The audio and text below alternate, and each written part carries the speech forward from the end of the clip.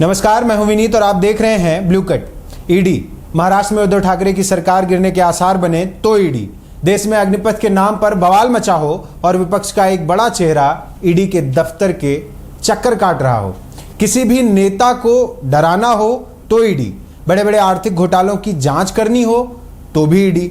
आखिर ईडी है क्या? आज हम अपने इस वीडियो में आपको ईडी के बारे में वो सब कुछ बताएंगे जिससे आप ईडी का काम समझ सके और देश में विपक्षी नेताओं का डर भी। आइए शुरू करते हैं। आर्थिक अपराधों और विदेशी मुद्रा कानूनों के तोड़े जाने पर मतलब कि घपलेबाजियों की जांच के लिए भारत सरकार द्वारा बनाया गया एक संस्था है ईडी। इसकी स्थापना 1 मई 1956 को आर्थिक कार्य विभाग द्वारा एक प्रवर्तन इकाई के रूप में की गई थी। साल 1957 में इसका नाम बदलकर प्रवर्तन निदेशालय कर दिया गया। यह भारत सरकार की एक आर्थिक खुफिया एजेंसी की तरह काम करता है। शुरुआत में ईडी वित्त मंत्रालय के आर्थिक मामलों के विभाग के अधीन था, लेकिन साल 1960 से यह भारत सरकार के वित्त मंत्रालय के राजस्व विभाग के नियंत्रण में काम करता है। ईडी का मुख्यालय दिल्ली में है। प्रवर्तन निर्देशक नई दिल्ली में अपने मुख्यालय के साथ प्रवर्तन निदेशालय के प्रमुख होती हैं। ईडी के 5 क्षेत्रीय कार्यालय भी हैं जो मुंबई, चेन्नई, कोलकाता, दिल्ली और चंडीगढ़ में हैं। इन क्षेत्रीय कार्यालयों के प्रमुख प्रवर्तन निदेशालय के विशेष निर्देशक होते हैं जो अपने क्षेत्र में आने वाले प्रवर्तन निदेशालय के सभी जोनल और सब जोनल कार्यालयों का भी काम देखा करते हैं। ईडी जिन एक्ट के मतलब जिन अधिनियमों के तहत कार्य करता है, अब वो भी जान लीजिए, हम आपको थोड़ा डिटेल में बता देते हैं।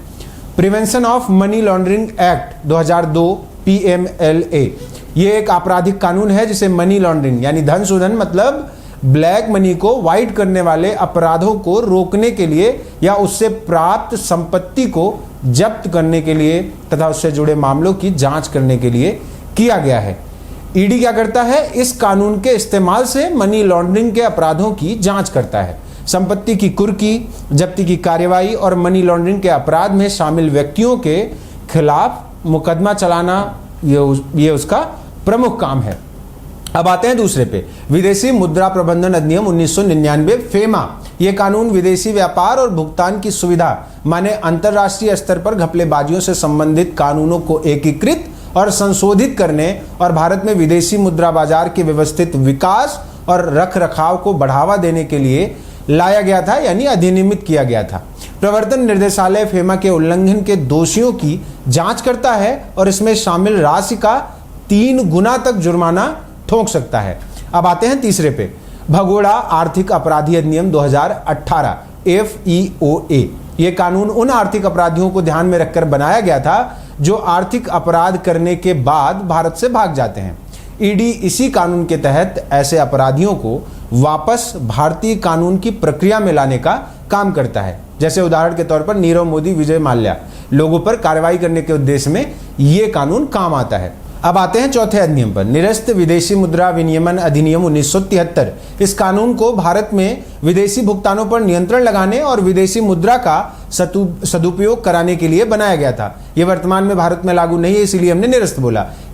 पर अधिनियम के तहत 31/5/2002 तक जारी कारण बताओ नोटिस का उल्लंघन होने पर ईडी कार्यवाही करता है और करता रहेगा। विदेशी मुद्रा संरक्षण और तस्करी अधिनियम 1974 ये 5वां है। इस कानून के तहत ईडी को विदेशी मुद्रा प्रबंधन अधिनियम 1999 फेमा के उल्लंघनों के संबंध में निवारक निरोध यानी प्रिवेंटिव डिटेंशन के मामलों को प्रायोजित करने का अधिकार है।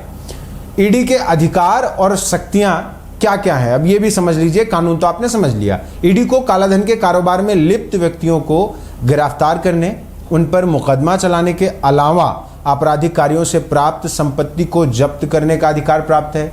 किसी भी पुलिस स्टेशन में यदि 1 करोड़ रुपए से अधिक की आय अर्जित करने संबंधित कोई भी आपराधिक मामला होता है तो ऐसी स्थिति में ईडी कार्यवाही करता है या कर सकता है। पैसों की हेराफेरी के मामलों में भी ईडी संपत्ति की तलाशी, कुर्की और जब्ती का आदेश कर सकता है। Prevention of money laundering act की धारा 4 के तहत दंडनीय अपराध की सुनवाई के लिए केंद्र सरकार उच्च न्यायालय के मुख्य न्यायाधीश के परामर्श से एक या उससे अधिक सत्र न्यायालय को विशेष न्यायालय के रूप में नामित कर सकता है और prevention of money laundering act के तहत गठित की गई न्यायालय को PMLA कोर्ट भी कहा जाता है। अब हम आते हैं अपने दूसरे सवाल पे। आपने ईडी की ताकत जान ली, क्यों गठित हुआ, ये सब समझ लिया। अब दूसरा सवाल है कि आखिर नेता क्यों डरते हैं।